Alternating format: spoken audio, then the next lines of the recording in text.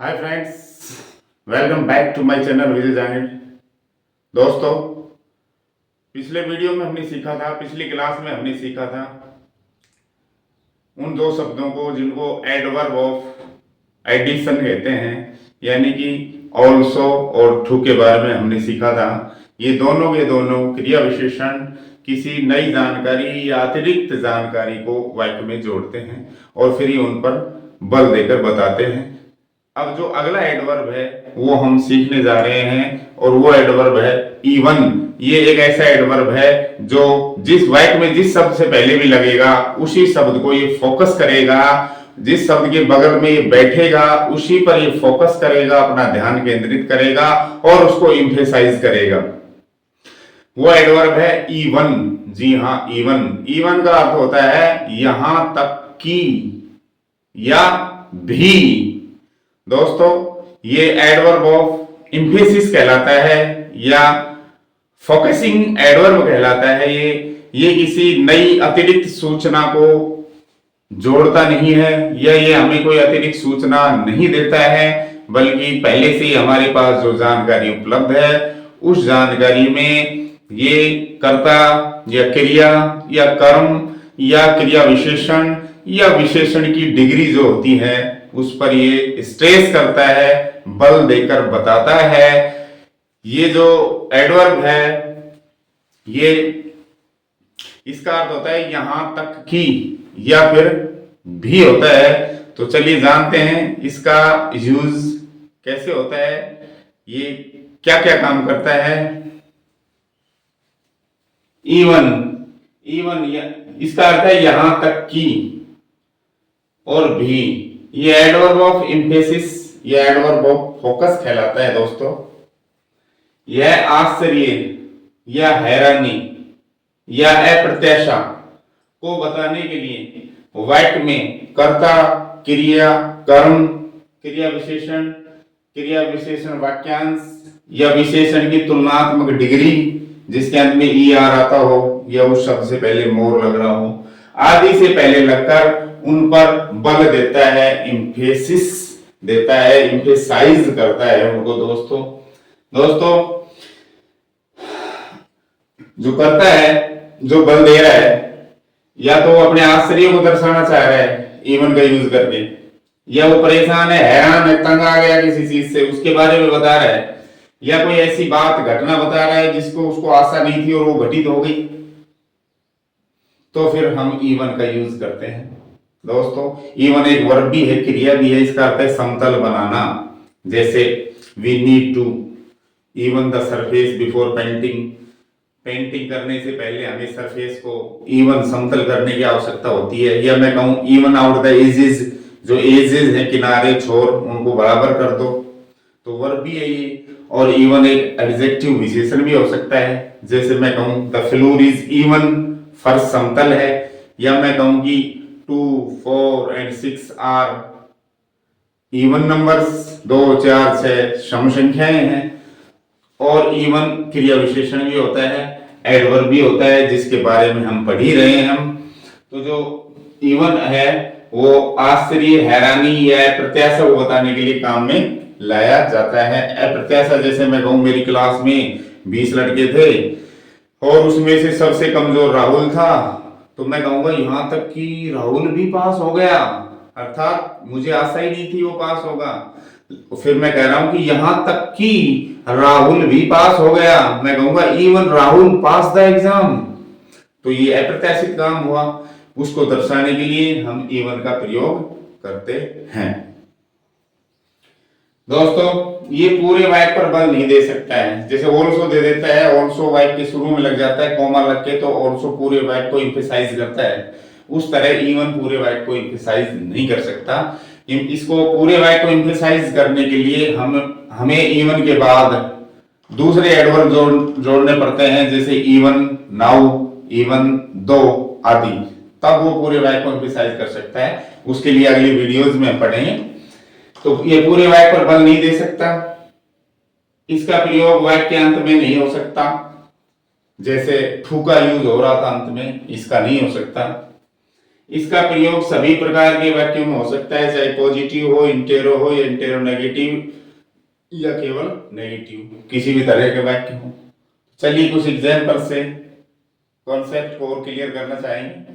दोस्तों देखिए, मैंने कहा था जिससे पहले ये लगेगा जिसके बगल में बैठेगा उसी पर ये फोकस करके उसको एम्फेसाइज करता है और इसका अर्थ निकलता है यहां तक कि या भी। दोस्तों आई सब्जेक्ट से पहले बैठा है, इसका मतलब सब्जेक्ट पर बल दे रहा है ये। इवन आई, यहां तक कि मैंने भी या मैं भी। गेव वन दे दिए हिमन उसको 2000 रुपीज, 2000 रुपए। मैंने भी कह दो, यहां तक कि मैंने उसको 2000 रुपए दे दिए या मैंने भी उसको 2000 रुपए दे दिए। क्या है ये?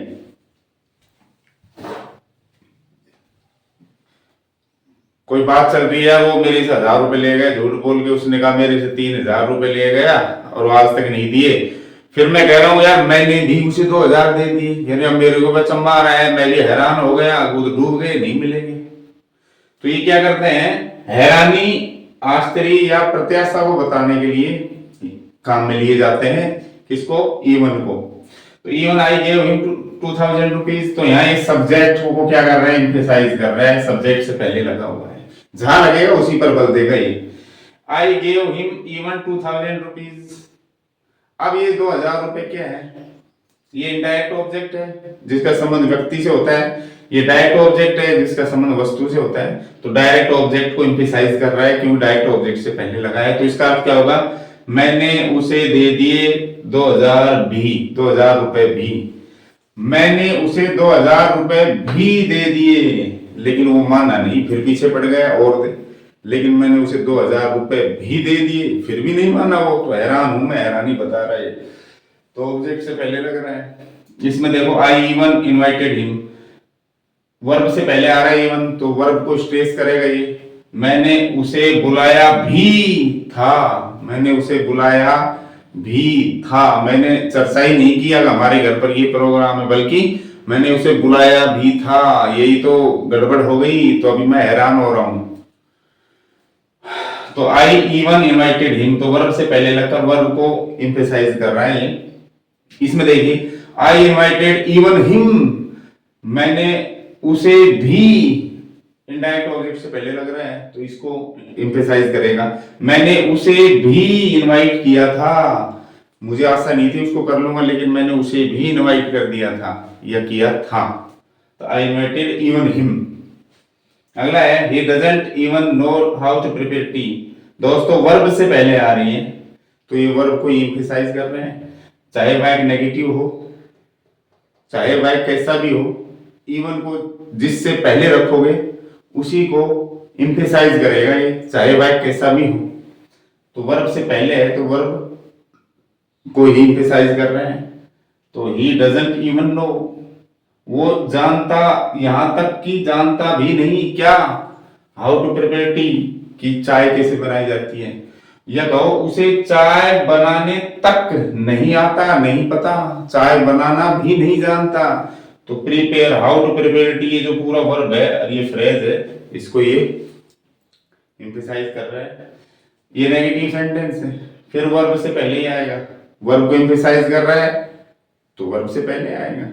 She didn't even look at me, उसने यहां तक कि मेरी तरफ देखा भी नहीं। इसको अचंभा रहा है, बताओ मेरे तो कोई लड़ाई झगड़ा भी नहीं था उससे, उसने तो मेरी तरफ देखा तक नहीं है, उसने मेरी तरफ देखा भी नहीं, या यहां तक कि उसने मेरी तरफ देखा भी नहीं। तो वर्ब को एम्फेसाइज कर रहे हैं। It was hot even at midnight, क्या है ये, समय बता रहा है और एक से अधिक शब्द है, तो ये एडवर्बियल फ्रेज ऑफ टाइम है, समय बताने वाला क्रिया विशेषण वाक्यांश है। तो समय से पहले आ रहा है तो समय को एम्फेसाइज करेगा। It was hot even at midnight, यहां तक कि आधी रात को भी क्या थी, गर्मी थी, जबकि ऐसी आशा नहीं थी, आधी रात को ठंड होनी चाहिए थी, लेकिन आधी रात को भी गर्मी थी। तो अप्रत्याशा है, ये अप्रत्याशित बात बता रहे हैं। Even the teacher could not answer the question, negative sentence है और हमें बल देना है मान लो सब्जेक्ट पर, तो हम सब्जेक्ट से पहले ही लगाएंगे। तो इवन द टीचर, यहां तक कि अध्यापक भी, could not answer the question, प्रश्न का जवाब नहीं दे सका, यानी अप्रत्याशित बात है, हम सोच भी नहीं सकते थे, हमें आशा ही नहीं थी कि टीचर को भी सवाल नहीं आएगा। तो यहाँ तक कि अध्यापक भी क्वेश्चन का जवाब नहीं दे सका, या ऐसे कहते हो अध्यापक भी प्रश्न का जवाब नहीं दे सका भी, या यहाँ तक कि ये प्रश्नवाचक वाक्य देख रहे हो आप, और हमें बल दे रहा है मान लो सब्जेक्ट पे, तो सब्जेक्ट से पहले ही आएगा इवन, डिड हेल्पिंग वर्ब पहले आ जाएगी। फिर अगर प्रश्नवाचक वाक्य दो तरह से शुरू होते हैं, डब्ल्यूएच वर्ड और हेल्पिंग वर्ब से, तो चाहे डब्ल्यूएच से शुरू हो या हेल्पिंग वर्ब से शुरू हो, हेल्पिंग वर्ब के बाद ये आएगा सब इवन, हमेशा हेल्पिंग वर्ब के बाद इवन आएगा, या कहूंगी सब्जेक्ट से पहले ही इवन आएगा, चाहे वह कैसा भी हो। तो did even Rahul abuse him, क्या राहुल ने भी उसे गाली दी थी? आश्चर्य हो रहा है उसको। अब देखो ये प्रश्नवाचक भी है, नकारात्मक भी है, ठीक है, तो वही कर्ता पे बल देना चाह रहे हैं, तो कर्ता से पहले ही इवन आएगा, सहायक क्रिया पहले और नोट भी पहले। नोट चाहो तो यहाँ निकाल के इसको यहाँ लिख दो, राम के बाद नोट आ जाएगा, या फिर इसको कॉन्ट्रैक्शन कर दो, उसका संयुक्त रूप कर दो, तो एन को मटी लग जाएगा। डिडंट या didn't even Ram help them, यहां तक कि राम ने भी उनकी मदद नहीं की क्या? अब ये देखो डब्ल्यूएच से शुरू, ये भी प्रश्नवाचक और नेगेटिव भी है, तो कर्ता पर जोर देना है तो इवन हमेशा कर्ता से पहले आएगा, उससे फिर उससे पहले सहायक क्रिया, ये नोट जोड़ो तो नोट भी हो जाएगा, कुड सहायक क्रिया होगी, मॉडल हो गया, नोट जोड़ो तो यहाँ तो ठीक है, नहीं तो यहाँ भी नोट लगा सकते हो, नोट, ठीक है। The exam was even harder, मैंने कहा था डिग्रीज में भी आता है ये तुलनात्मक अवस्था, कैसे पहचानोगी? शब्द ज्ञान में ये आर या मोर लगा मिलेगा, तो देखो हार्डर, हार्डर में ये आर लग रहा है, डिग्री है ये, विशेषण की कंपैरेटिव डिग्री है, दो में तुलना करने के लिए होता है, तो इस पर बल देने के लिए भी हम इवन लगाते हैं। जैसे एग्जाम था इवन हार्डर, और भी कठिन देन आई एक्सपेक्टेड, मैं आशा जो करता था उससे, मैंने जो आशा की थी उससे भी इवन हार्डर, उससे भी कठिन था, तो यहां भी हम डिग्री से पहले भी इवन का यूज कर सकते हैं। तो दोस्तों ये था अपना एडवर्ब ऑफ एम्फेसिस, इसका अर्थ भी ऑल्सो और टू की तरह भी होता है, ठीक है, लेकिन ये कोई नई सूचना को, नई जानकारी को ऐड नहीं करता है, वो दोनों नई जानकारी देके उस पर बल देते हैं। ये जानकारी जो हमारे पास होती है खुद, उस पे ही हम स्ट्रेस करते हैं। ये सब्जेक्ट से पहले भी लग सकता है, वर्ब से पहले भी, ऑब्जेक्ट से पहले भी, क्रिया विशेषण या विशेषण से पहले भी लग सकता है।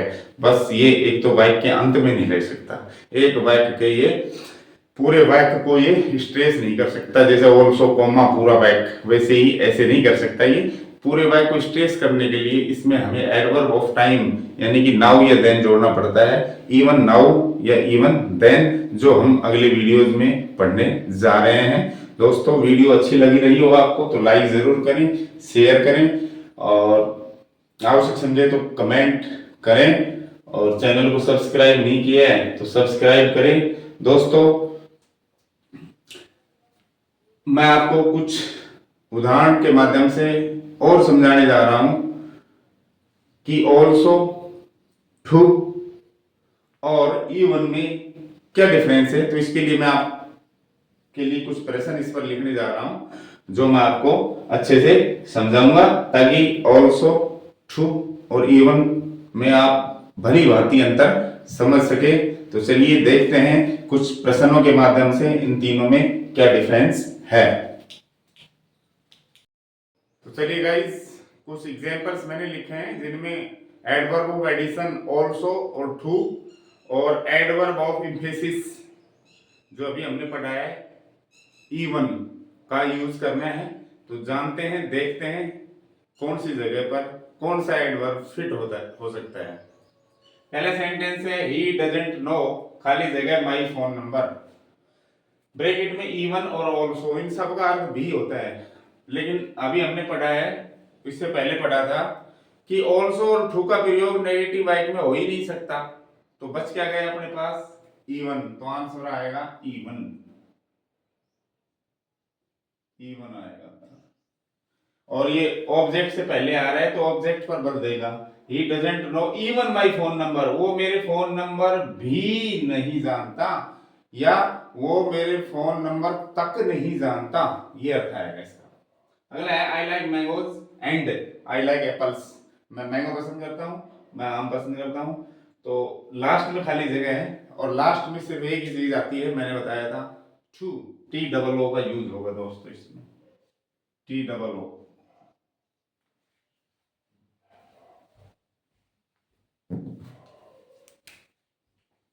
अगला है दिस फोन इज एक्सपेंसिव, ये फोन महंगा है, बट दैट वन, लेकिन वो इज मोर एक्सपेंसिव, और भी ज्यादा महंगा है।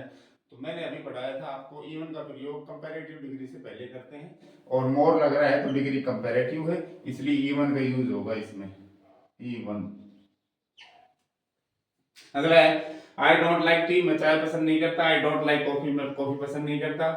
टू और इधर दे रखे हैं नेगेटिव वाइट में, ना तो ऑल्सो का यूज होता है ना ही टू का, और ऑल्सो और टू के स्थान पर नेगेटिव वाइट में हम किसका यूज कर सकते हैं दोस्तों, ईदर का। तो इसमें ईदर अपने पास विकल्प है, ये आंसर हो गया ईदर। नेक्स्ट है Khalistan, a child can do this. Also आ नहीं सकता, ऑल्सो की पोजीशन मैंने बताई थी सब्जेक्ट और मेन वर्ब के बीच में ही रहता है। बाकी इवन है, कहीं भी आ सकता है, सब्जेक्ट से पहले, वर्ब से पहले, ऑब्जेक्ट से पहले, एडजेक्टिव से पहले, एडवर्ब से पहले। तो यहाँ सब्जेक्ट है, सब्जेक्ट से पहले क्या आ सकता है, इवन।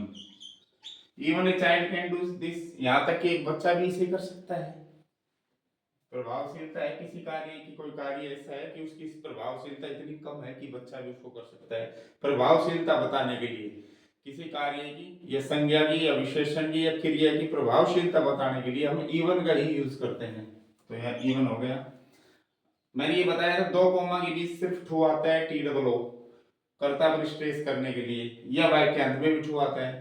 तो कोमा है तो ठू ही आएगा इसमें, दे ठू कैन लिफ्ट दिस, वो भी इसको उठा सकते हैं, तो यहाँ ठू आएगा। क्या आएगा, ठू, टी डबल ओ। अगला है she doesn't have a car, उसके पास कार नहीं है। तो वाक्य नेगेटिव सेंटेंस है, नेगेटिव सेंटेंस में ऑल्सो या ठू तो आ ही नहीं सकता।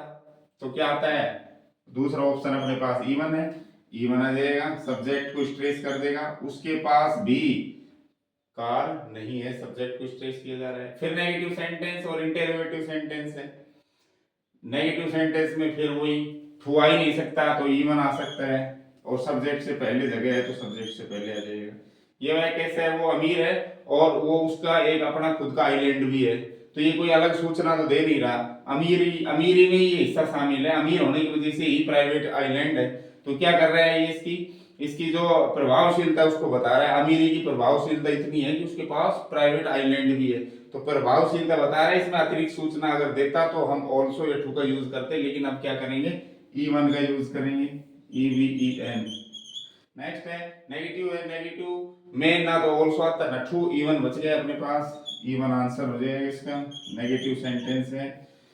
अगर इधर होता तो भर सकते थे हम, it was so quite that you could hear A pin drop, इतनी ज्यादा शांति थी कि आप पिन गिरने की आवाज भी सुन सकते थे। तो कोई अलग सूचना तो है नहीं, शांति का ही हिस्सा है कि पिन सुन सकते हो, मतलब पिन के गिरने की आवाज सुन सकते हो। तो इसकी क्वाइटनेस जो है ना, प्रभावशीलता जो है क्वाइट की, शांति की, उसको बताया जा रहा है। तो प्रभावशीलता के लिए हमेशा इवन का यूज होता है, तो इवन भर देंगे इसमें हम, कोई अलग जानकारी इसमें है नहीं। राहुल ऑफिस जाएगा, उसकी पत्नी ऑफिस जाएगी, लास्ट में भरवाता है, लास्ट में हमेशा क्या आता है, ठू आता है, और इसको किसको स्ट्रेस करेगा, ये पत्नी को। भाई राहुल ऑफिस जाएगा, उसकी पत्नी भी ऑफिस जाएगी, यही तो अलग जानकारी है, उसकी पत्नी और जा रही है, तो लास्ट में ठू भर देंगे। इवन तो आ ही नहीं सकता, लास्ट में मैंने बताया था इवन लास्ट में नहीं आ सकता, ठू आएगा फिर इसमें, टी डबल ओ। तो प्रिय स्टूडेंट, डियर विद स्टूडेंट्स, ये थी आपके लिए कुछ अलग से जानकारी, जिसमें हमने ऑल्सो टू इवन का यूज पढ़ा है। इसी तरह की जानकारी आगे लेने के लिए आप चैनल से बराबर जुड़े रहें, चैनल को लाइक करें, वीडियो को शेयर करें, और उचित समझे तो कमेंट करें। Thank you for watching this video.